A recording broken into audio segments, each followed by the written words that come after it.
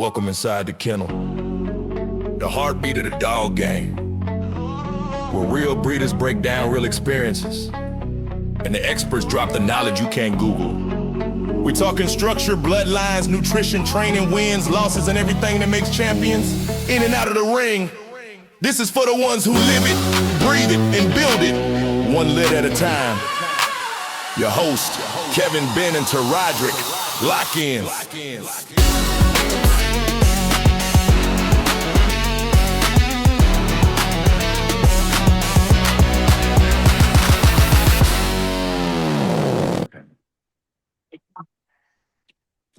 All right, Benny Hood here with Inside the Kennel, and this week we got James Chopping, and we're going to discuss the importance of knowing how to properly line breed and inbreed, and how to figure the coefficient of that. So, how you doing, James? I'm good. How you doing? I'm doing pretty good. It's been a minute, but I'm always glad to chat with you. I'm always glad to chat. I'm always glad to chat with anybody, especially you. Especially somebody who buys my products. I mean, that's even better. Exactly right. Yeah. So, first off is I'm not prepared for this. This is literally off the cuff, right? So this is not going to be very polished, right? Because I just got to, get this stuff I know about out and in some kind of reasonable manner, and maybe there's some editing that will be done to make it a bit nicer than what it is. Well, I kind of got an outline here to follow along as far as like the high points of this. Like, definitely want to talk about the formula if you're familiar with that. I mean, I can give it to you, or Well, I mean, I think we'll see whether I know it, whether we talk about the same thing. And there's a formula. It's F equals, it's half, and then first generation, how many generations of separation between the mother, the father, and I'm going to talk about this from first principles, so we're going to build that up. We're actually going to show you how that works. As opposed to something about the formula. Formulas are fine, and I like them, but I like to try to understand things from first principles. Why is the formula the way that it is? I think that whiteboard is going to be very handy like that as you draw branches of the tree here. Exactly. So let's start by saying, why do we even care about this? And there's obviously everything that we do, there's reasons why we might do it or we might not do it, right? And so if you look at the show world, there's a huge amount of line breeding and inbreeding that goes on. And the reason they're doing that is they're trying to get the next show winner, right? That's the reason they're doing it.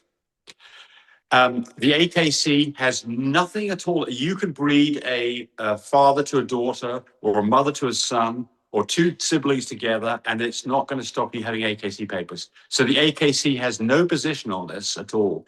There's nothing illegal about this. There may be some things about this that, ethically, for various reasons, you might want to think about what you're doing and why you're doing it. Well, that's the truth about a lot of things. And that's kind of the question here is just because you can do it don't mean you should do it. And if you are doing it, you should have an understanding of what you're doing, because the animal you produce is going to suffer if you don't.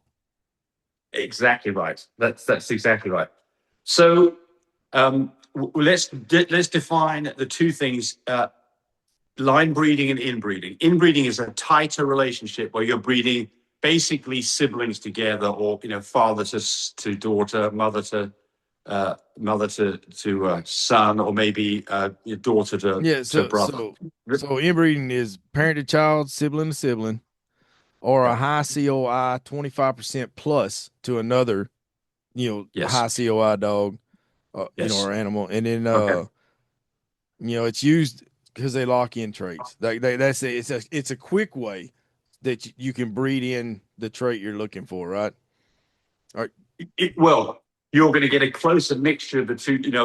If you look at our offspring, our kids, they tend to. You can look at a kid and you can say, "That's a James Chopping son. He looks like James Chopping, right?" And obviously, if you start to breed back to, if I bred, I mean, this sounds creepy. I don't want it to sound that way. Yeah, but if I had a child with my daughter, it would look much closer probably to either her or me. And so, obviously we don't do that in the human world for very good reasons. And it's because of the consequences of doing this. And I'm going to bring up a little thing here that proves this. So do you know about the Habsburg line, the European kings and queens of Europe? Do you know about them? No, I don't know about them specifically, but I do know that was a problem with the a lot of hierarchies all throughout history was they line bred because And why were they? Why they were line breeding? Why were they line breeding? Because they believed that their bloodline was better than everybody else's. Well, it's royalty, right? And they didn't want the frigging commoners as part of the pack. You know, this is, you know, if you look at things like, for instance, in England, we've got, because they're not line breeding as much, but they're still not genetically very, very large. But right now, you've got this situation where you've got, I can't think of the name, but the American actress who's married to Prince Harry. What's her name? Do you know what her name is? You should know it. No, I don't know these people. Is it Kate? That's no, my Kate. Guess. Well, she's a duchess, so she's a little bit closer. But this other girl, she's a very pretty girl. She's a American film star, and Lord, I can't think of it. It doesn't matter. But anyway, it's not their club. It's their freaking club, and they don't want the Benny Hoods and the James Choppings in their club. So right. Even if they don't believe in divine right, which is the beginning of all this, they still don't want our blood mucking up their blood, right? So what happened to Habsburgs is, and this has happened to a lot of other ones that you said, is they start to have some really bad things. And the last person in the Habsburg line, I think he was Charles II, I might be wrong on that. We're talking about the 1600s.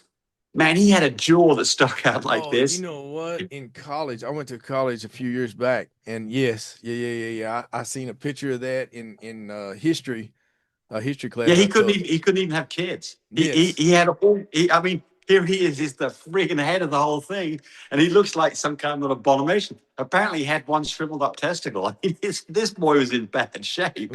Well, I mean, that's the same thing that happens to your dogs, though, right? Like, when you get it too high, then it affects their fertility. Well, absolutely. So their coefficient of inbreeding, their coefficient, COI, coefficient of inbreeding, was something around 0.25%, about 25%, 0.25, 25%.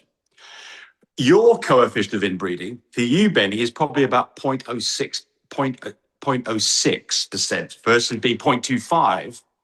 You are about 6%, 0.06 in decimal numbers. So typical coefficient of inbreeding that doesn't cause problems is something around 5 or 6%. So the stuff that I looked up, I give this to you: 0 to 5 is low risk, 6 to 10 that's mild to moderate, and 10 to 15 is moderate high, and then anything from 15 to 25 is high risk, and anything over 25 is extremely high risk for deformities. And so I don't know how you'd possibly get above 25. This has always been bugging me. And so identical twins, we just said that while ago. Yeah, well, okay, there you go. Exactly. Right, exactly. So, the chance of that happening is, 25 is going to be a freaking high number, isn't it? Because it's hard to get over 25, right? You've got to breed twins to twins, or if you, as you rightly said, when we first started this conversation, you could get it 100% if you get two identical twins and bred them together.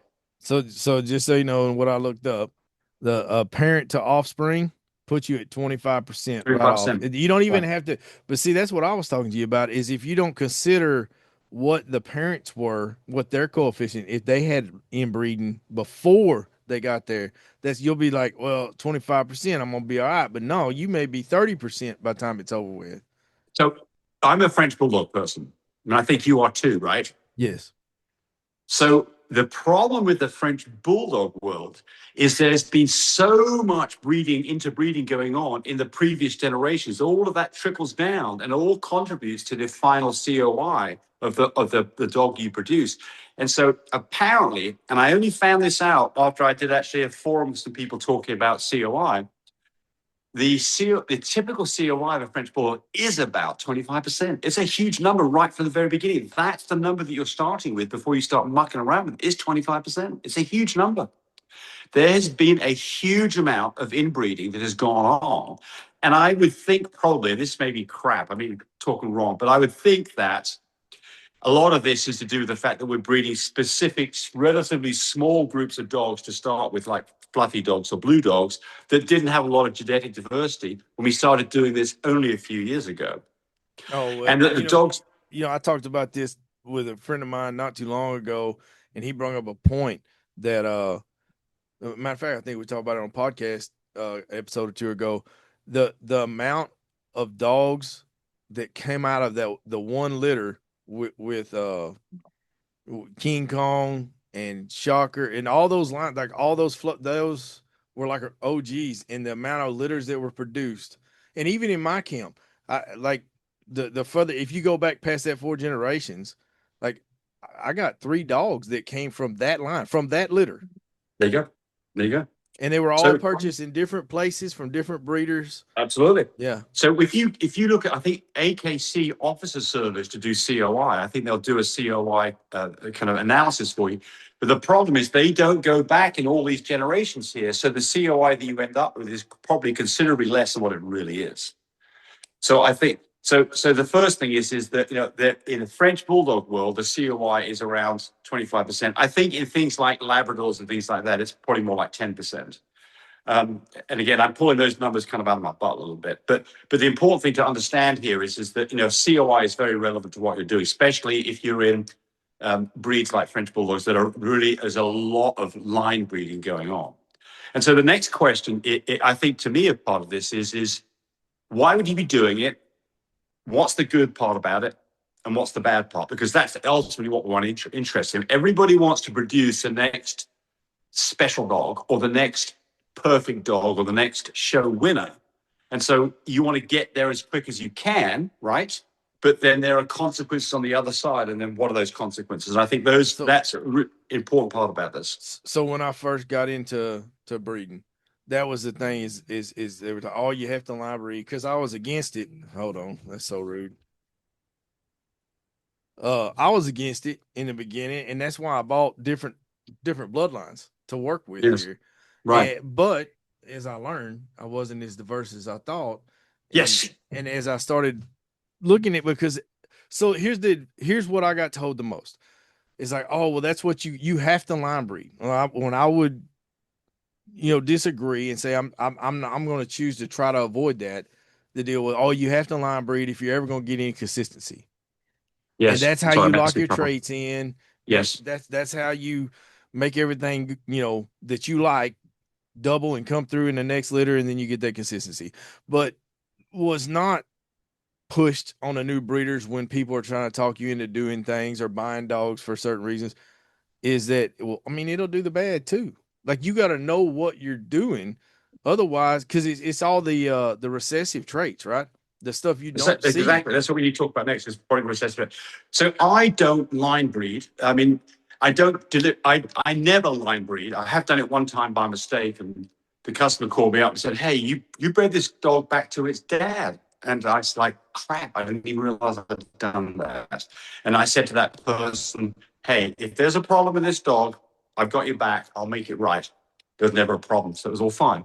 So that was the one time that I inadvertently line bred, and it wasn't constant. But I'm a lot more positive about line breeding in this last month than I was for the last 35 years. So I think that there are some probably better reasons to line breed than I had realized. You know, I was just not into the idea about line breeding. My philosophy, and Tammy, my wife, is very good about picking dogs out. Her philosophy has always been, go get a dog that looks right. Get a dog that got good structure. Worry about that first. We can build the color up, but the thing that you can't fix is that long back or long nose or ears that are too big. These are things that are much harder to fix.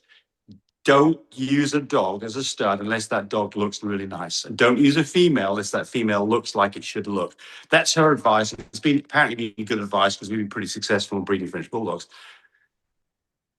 Now, so do you want to start talking about recessive genes and how this works? Do you want to talk about the mechanics of this next? Yeah, so it takes 2, right? So if you produce a puppy and then you run that puppy back to a sibling, well, that puppy has a copy of those same recessive genes, and now you're doubling up on them. And when you double up on some degenerative gene, well, the puppies you produce moving forward, they have 2 copies of that. They have a very, 25% if it's 2 carriers.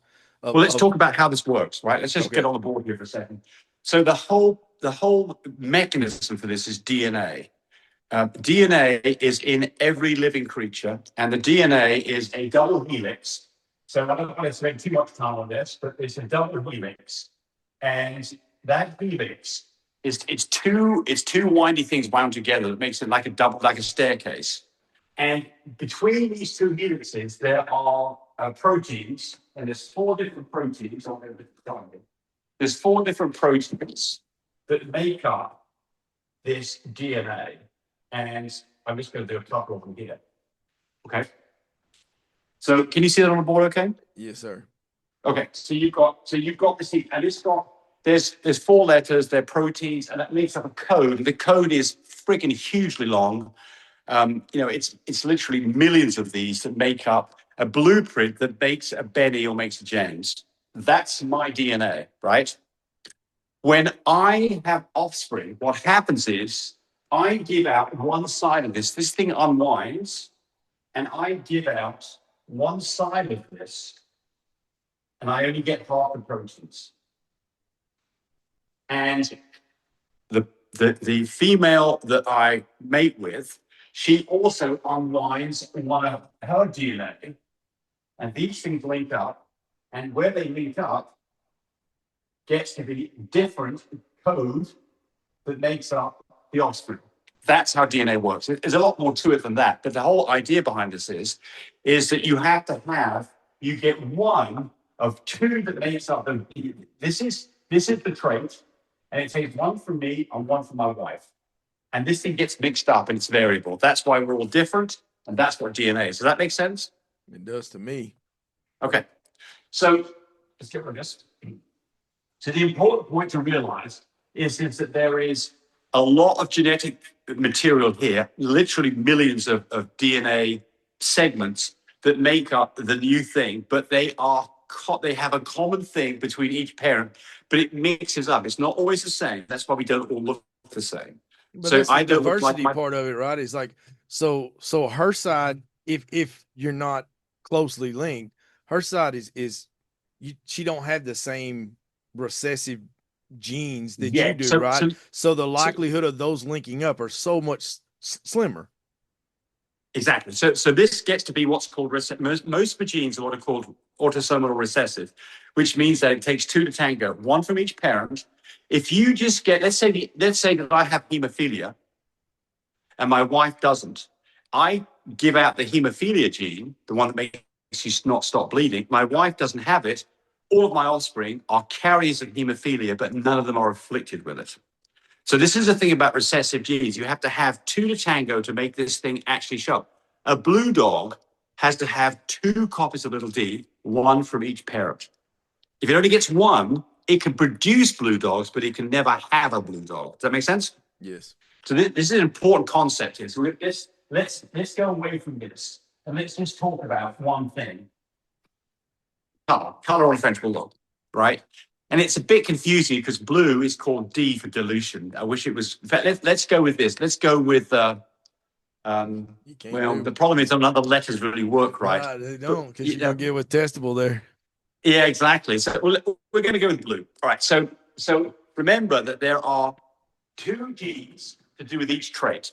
So you can be big D, big D. You have no blue in you at all. You could be big D, little d, which means you carry a copy of the recessive gene. Or you could be little d, which means that you are a blue dog. And those are the 3 possibilities for blue. Nothing to do with blue. Can make blue dogs, but I'm not blue. I am a blue dog. So it's important that we understand that concept when we talk about all this. Make sense? Yes. So now let's introduce Punnett to it. This is the way you analyze this stuff. You can see how the probabilities work, and this applies to the COI. It's the same thing. So we do a thing called a Punnett square. And on the Punnett square, we divide it into 4. We put one of the dogs. Let's put the male dog up here and the female dog over here. And then in this, we put in this side, we're going to put, so this male dog, we're talking about blue dogs now, right? Let's pretend that this dog is big D, little d. And this dog over here is also big D, little d. Neither of them are blue dogs, but they're both carrying the gene for blue. So we put their genes down here. So they get big D, little d. And actually, sorry, I'm not doing this right. That's not what you do it. what happens is their genes go up here, like this. No, person is one time saying the wrong way. So these are the genes they've got, and where they match up, you put these letters in. So here, D, little d, that's that. Here is little d, big D. You always put the big letter first, just by convention. And here you get these two, you get little d, little d. That's the Punnett square that tells you what the probability, not what you guarantee the output will be, but it's like a coin toss. It might be heads, it might be tails, it might be 5 in a row tails, it might be 5 in a row heads, but generally it'll be 50-50. So what do you get? You get 25%, 1 out of 4, 25% of those dogs have got nothing to do with blue at all, can never produce a blue dog. 25% of those dogs are blue, and the other 50%, or 2 times 25, they are blue carriers. That's how Punnett square works. That's how DNA works. Does that make sense? It does. I tell you what, people that I do breedings for, when they're asking about what kind of dogs that, when I'm going to get my litter, I always show them this. And I go, think about it like gambling. You're not going to push your money in unless it's in your favor. That don't mean you ain't going to get draw out on the river. You may lose, but you have to go with the percentages and just let it roll. This is like a coin toss. This is exactly like a coin toss. There's no guarantees, but there are probabilities. What's the chances of you running? Do you know what the probability is of tossing a coin 4 times and producing 4 heads? Do you know what the probability of that is? I don't know, 25%. Nope, it's not on that. So if this is an interesting thing because it all fits in with this. So the first time you throw the dice, the chance of it being a head is a half, right? Right, it's 50-50, yeah. Right? The next time you throw the dice, the probability of being a head is a half again, right? The next time you throw the dice, being a head is a half again. And the last time you throw the dice, the probability of being a head is a half again. That is the chances. It's 1 in 8. 1 in 16. Half, 4 to 8, 16. 1 in 16 times, you'll get 4 heads in a row. That's how probability works. It's exactly the same thing for dogs, right? So I think it's important to have that idea because then you realize what the chances of some of these things are happening.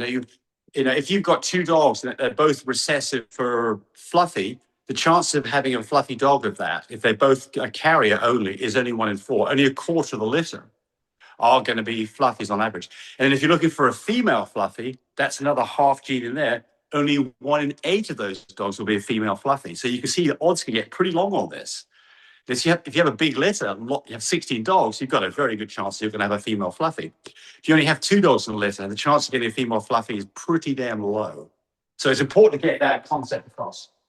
Okay, so now let's talk about specifically what's relevant here, which is to do with genes that really cause problems. So there's a number of ways that genes can cause problems. One is that you can get mutations in a gene that are caused by things like what are called encryption errors, where when the DNA is replicated, it replicates slightly wrong, and it's not perfect. It's zipping together millions of these things to make a new creature, and every now and then the replication machinery messes up.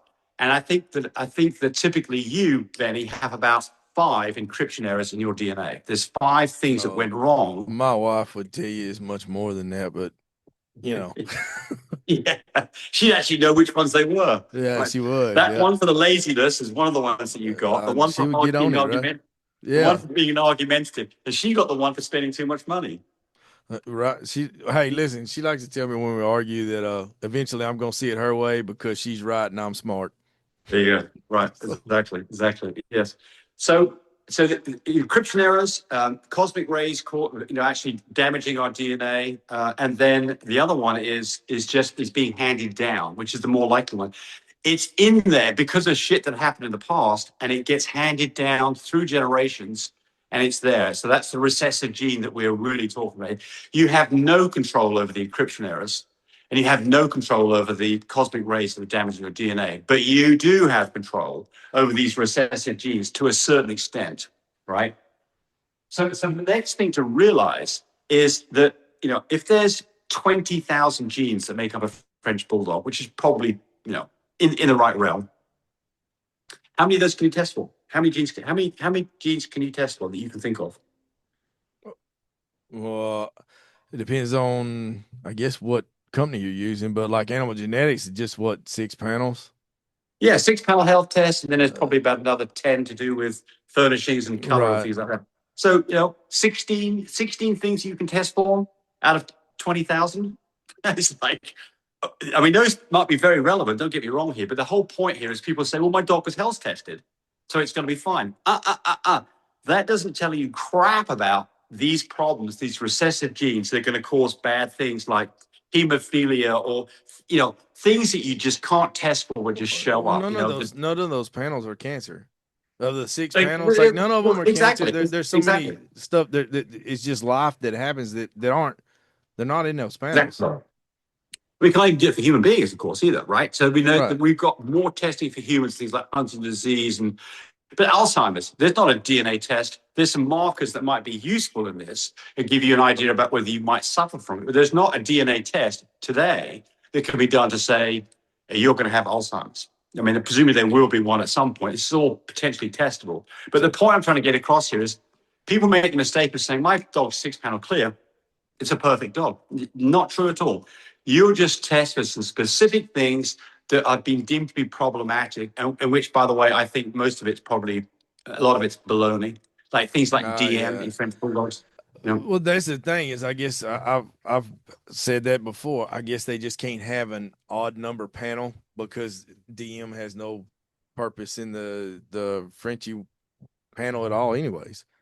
Well, and I think, honestly, I think they should say that. I think when they put DM in there, they should say, by the way, DM doesn't ever afflict Frenchies, although they can have 2 copies and can pass DM on to all their offspring. It will never affect the dog. So that's an example of one. So I'm not saying that health panels don't have their place, but look, what I'm trying to say here, though, is don't, just because your dog's 6 panel clear does not mean that your dog is going to be healthy and have great puppies because I bred it to another 6 panel dog. It doesn't. That's only a very, very small part about it. So now let's talk about the things that really are going to be a problem. So let's make a family tree, all right? So we're going to make a family tree that comes from grandparents to parents to a dog, right? So we've got here, I'm going to call this grandparent 1 and grandparent 2. Actually, I'm not going to do it. Yeah, I'll make it with the red is the female and the blue is the male. So this is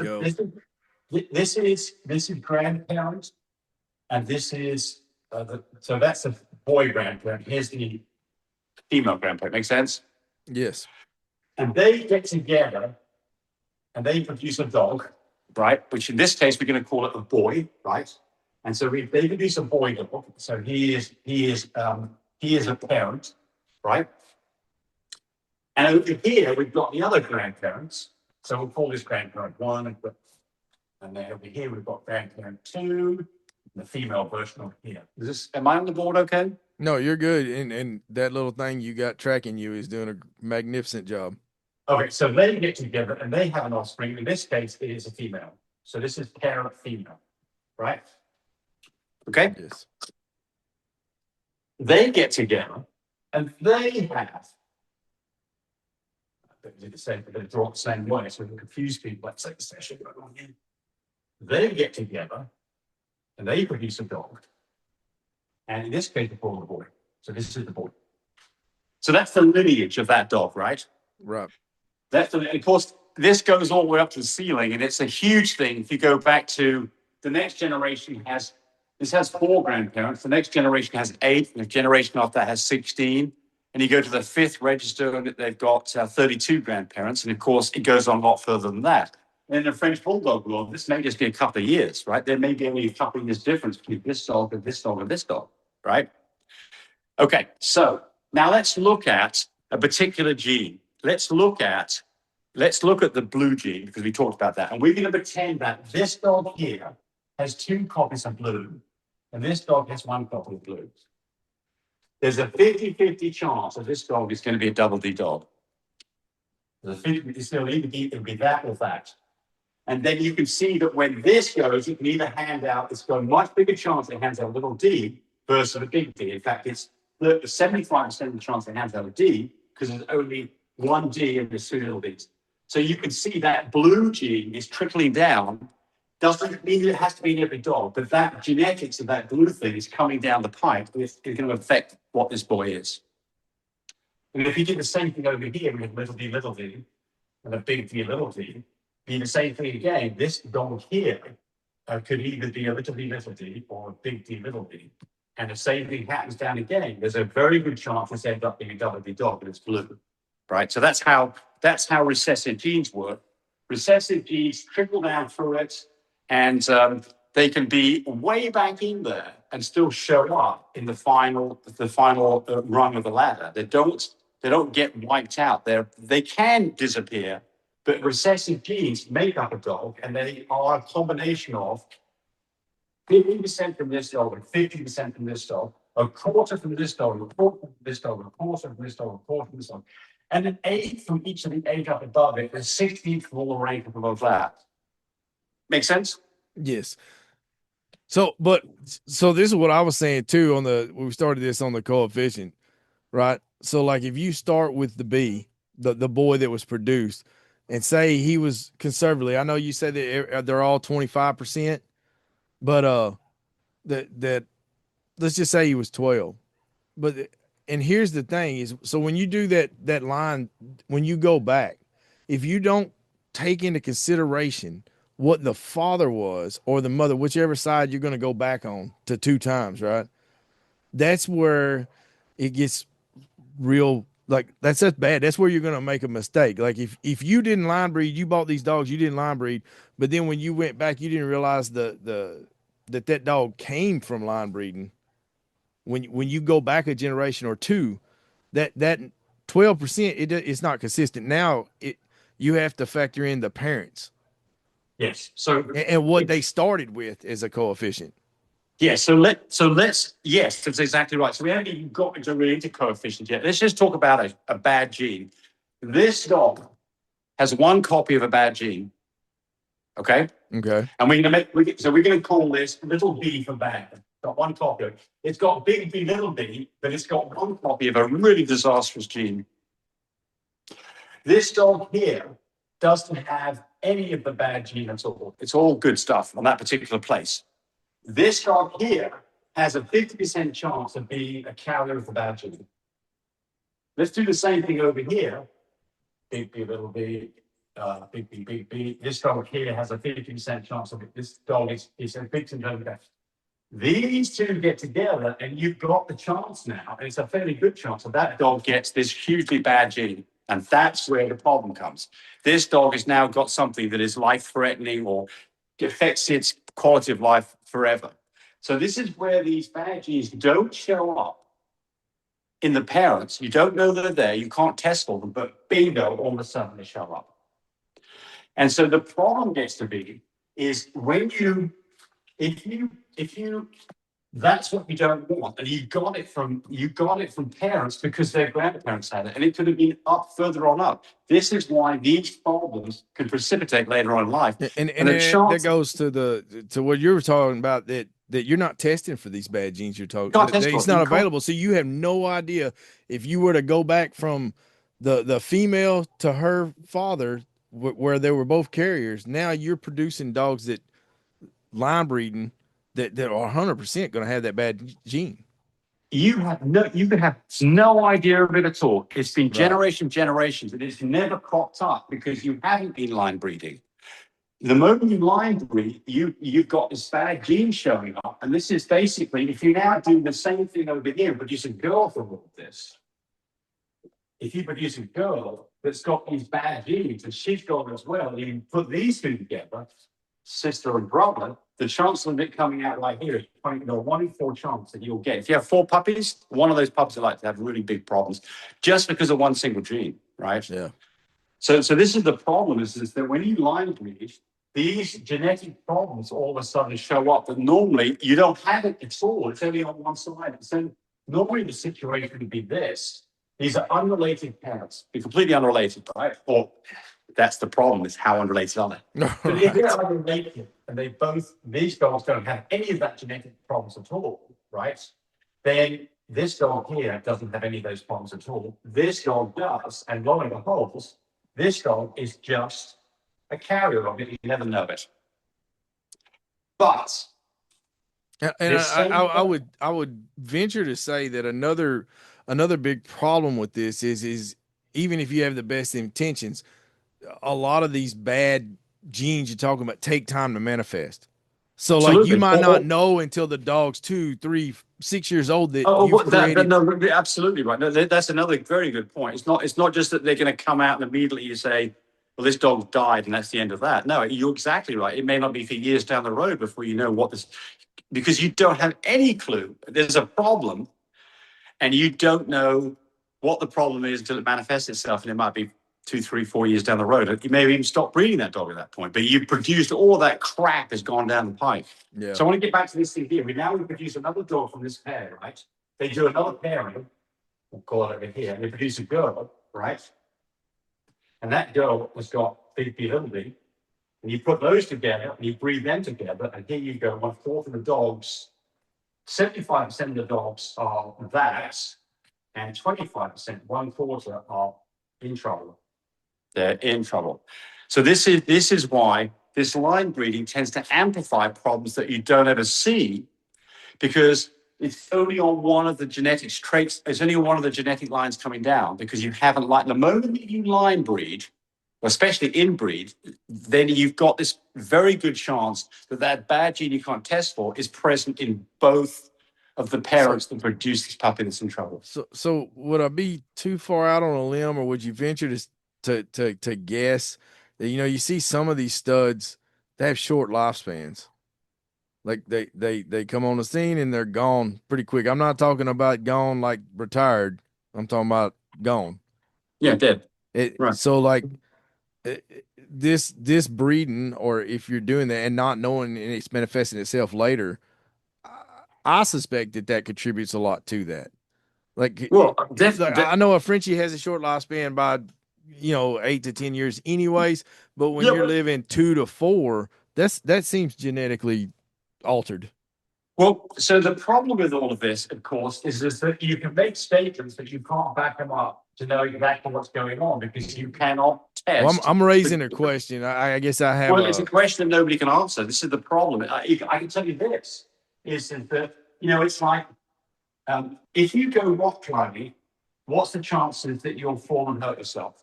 If you do enough of it, it's fairly significant. If you never rock climb, you'll never fall and hurt yourself rock climbing. Yeah, that's not a worry for me. Yeah. So the point here is that there is a genetic aspect to everything that makes you. There's also environmental aspects. There's bad luck. There's other things that's going on. But genetics obviously plays a huge part. And how do we know that? Because look at families, look at their offspring, and you can see similarities in lots of things between siblings and their parents. And that presumably, for the most part, some of it's environmental in the way they've been brought up. Maybe things like character and loyalty and those kind of things. But their general looks and potentially their health has a huge amount of impact on what the genetics are of their parents. I've got parents who live to be 93 years old. Tammy's got parents who live to be 100 years old. I think that I've got probably, the chances are that our offspring are probably going to luck out from that, right?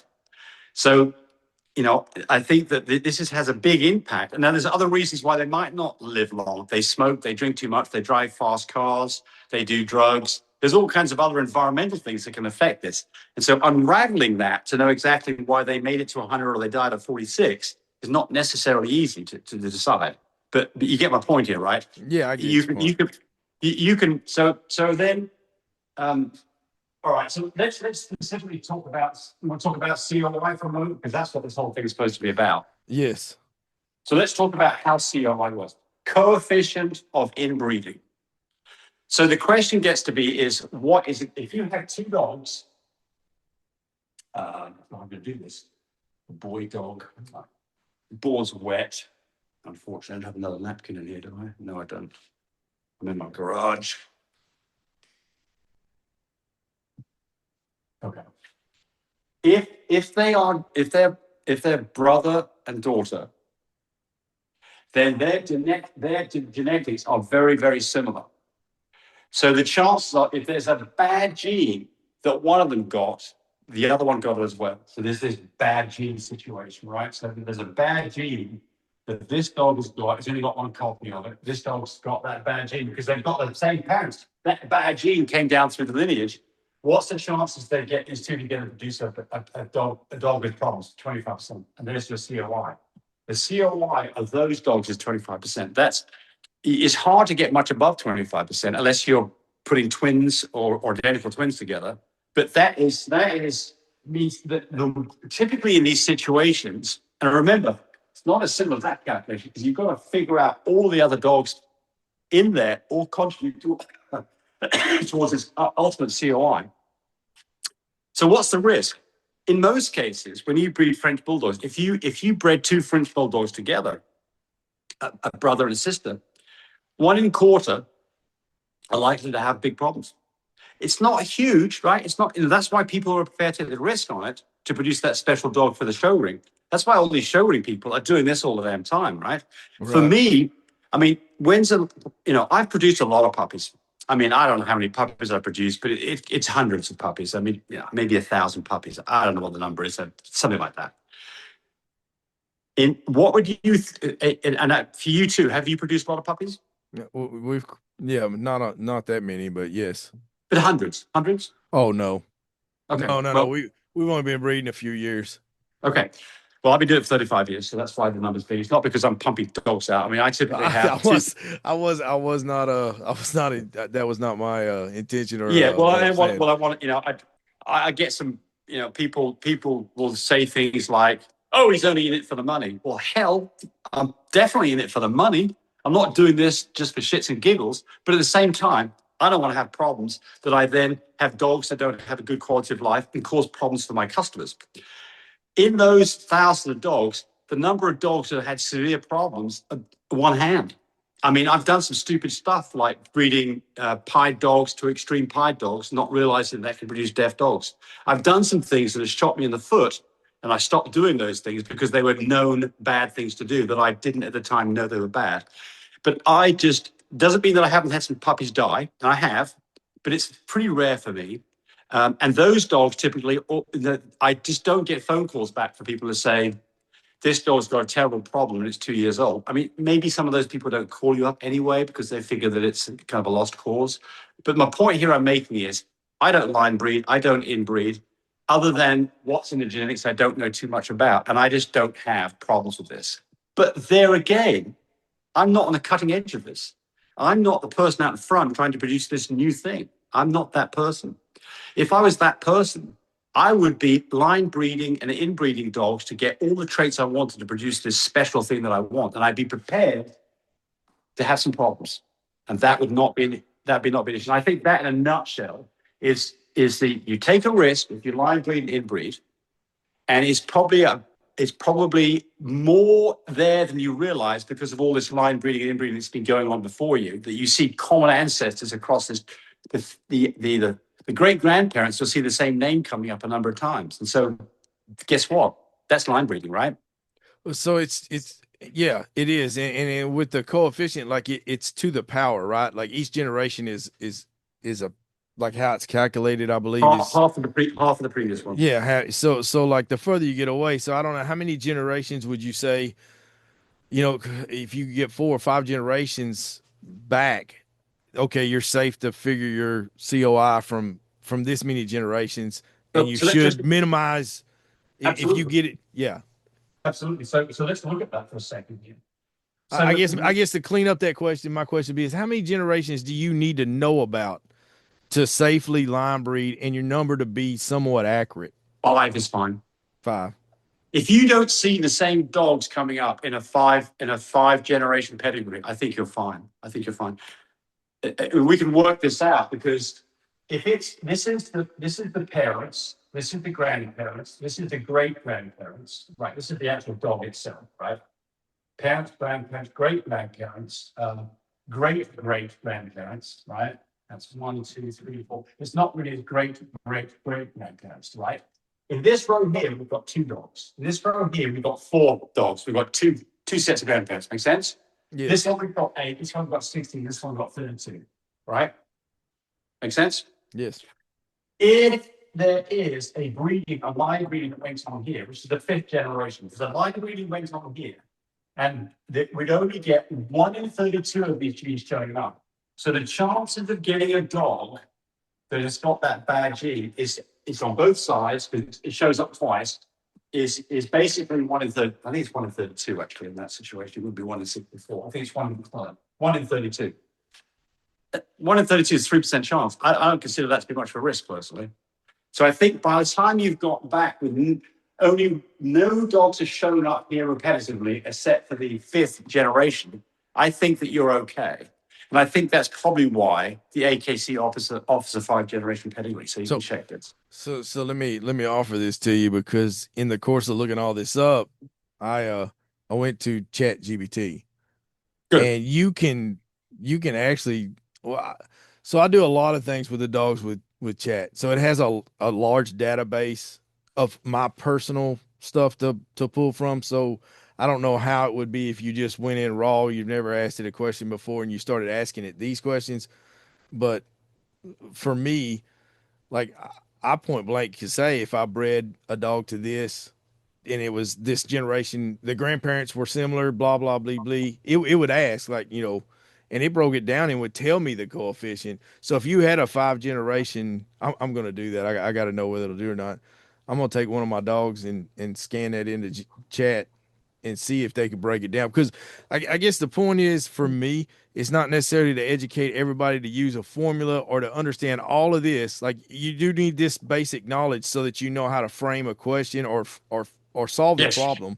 Yes. But if there's so many tools out there now, I guess my point is, it's not necessary to take these huge risks. Like, there's always a risk. I understand it's a calculated risk, though. If you can use new technology to and it give you, where the odds are in your favor that you're going to do something great rather than something bad.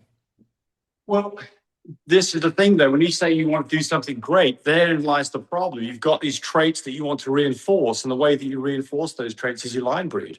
And when you do that, that's what I'm saying. If it can give you a more accurate coefficient, if technology can. But here's the number: 25% supposedly is the coefficient for just any French bulldog. That is a huge freaking number right there. But you say you can test, though. Like, if you're serious about doing this and you're serious about creating the trouble is that you've got all kinds of stuff that's trickling down, and it's not so easy to test. I mean, you wonder how that number can be real. And the reason that number is real is it's not just as simplified as I said it was, because each of these dogs here have got other dogs off the side that were inbred to reach that dog there, and they may be inbred over here. They just don't show up. So I thought animal genetics could tell you, like, if you started with this female, they could tell you what the coefficient of inbreeding was for that female if you sent her DNA. And no, that wasn't. Oh, I don't know about that.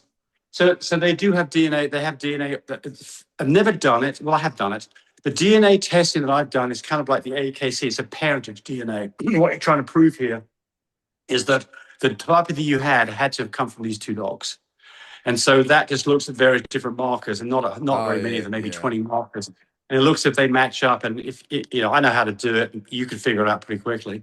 And you can look at 2 different DNAs from a puppy, and you've got DNA from each parent, and you can say that quite likely came from those 2 dogs, or that definitively did not come from those dogs. That's a parentage DNA. That's a different thing. Doesn't tell anything about COI at all. I don't know that they offer a COI. They may. I don't know. I've never tried to do it, so I don't know. But I do know this. I think that AKC probably does offer a COI, but the problem is it doesn't go back enough generations to be particularly valid. It's a much lower number than what it probably really is. And so the point here I'm trying to make is that I think that line breeding and inbreeding, especially in French bulldogs, is not as risky as you think it is, because you've already got the risk in there. A lot of the risk, if that number's true, man, you've already got the risk there already. It's already been going on with you. The more you add to that number, the more risky it becomes. Like, so if you take 25% is, well, I don't know. I don't really know the answer to this, but if 25% is putting a brother to a sister, and you've already got 25% of the population, they're already line bred like crazy. And so, So now if you take what you're saying is, let's just assume every dog is 25% already on the ground. Now, when you do a line breed, you go, I would never do it anyways, but if you go, sibling to sibling, or daughter to father, like you have to add that, like you're adding to the 25. You're not starting it. You know what I'm saying? Like you're not going to produce a 25. It's only 25%. It's on a only particular 20. trait, on a particular trait, not on the whole DNA, but on a particular trait. The whole DNA is going to be 25%. And on a particular trait, maybe you amplify that up, and maybe that's the important thing. A parent to offspring is 25% if you starting with 0 coefficients on both sides of the tree. Yes. If the two that you're breeding, if you're going back and you breed the father to the daughter, if the father was 0, then yeah, it's 25%.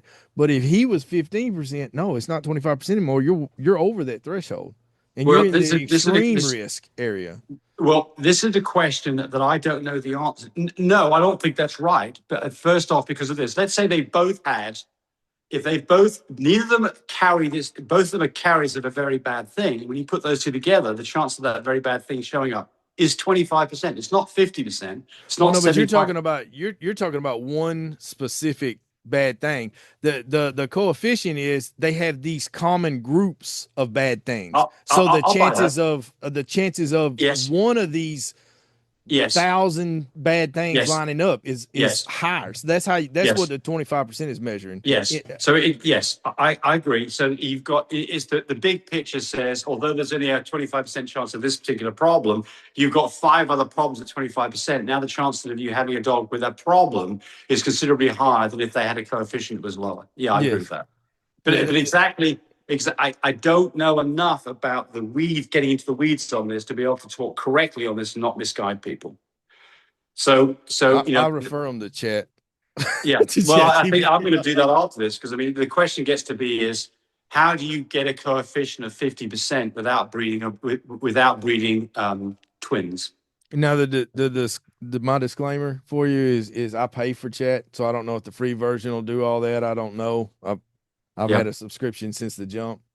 So my disclaimer is, I'm not a vet. Any advice you get from me is purely for your own entertainment, and don't come back and sue me when you bred 2 dogs together and have a problem. I think James Chopping calls it. I mean that seriously. Well, listen, I understand you, but I'm gonna just say this too. My disclaimer is this is a video, and if you're looking at me and you're taking what I'm saying as being the gospel, man, that's on you. That's your fault. Yeah, but it's important to. I think it's important for people to realize that both of us are, relatively experienced breeders, but at the same time, we're not in the medical profession. And so, hell, the medical people get it wrong most of the time anyway. That's the fact of the matter. You go to the doctor and diagnosis. But that's the thing, though. It's like you continue to, how long do you say? 35 years you've been breeding? Yes. And you're still, right now, we're talking about something that you admittedly don't know much about, and you're going to do research on it. And I mean, that's the only way you can. That's the only way you exactly. Questions come up, and then you have to say, well, okay, look, I don't know everything I should know about this. I need to go find out. And so I'm not clear as to exactly, because I was just dead against inbreeding and line breeding until I found out that 25% of French bulldogs generally, their COI is 25%. And so the question gets to be, is how does this compound? Is it? We lost James. We had a little technical difficulties there with James's phone. But we were closing in on an hour anyway, so we're going to go ahead and call that a part 1, and we'll get back with James and do a part 2, a little bit more in depth with about the COI and how you can calculate it and how you would benefit from instituting that practice into your breeding program. All right, thank you. This is Benny Hood with Inside the Kennel, and we'll see y'all in a week. Welcome inside the kennel, the heartbeat of the dog game, where real breeders break down real experiences and the experts drop the knowledge you can't Google. We talking structure, bloodlines, nutrition, training, wins, losses, and everything that makes champions in and out of the ring. This is for the ones who live it, breathe it, and build it, one lit at a time. Your host, Kevin, Ben, and Roderick. Lock in.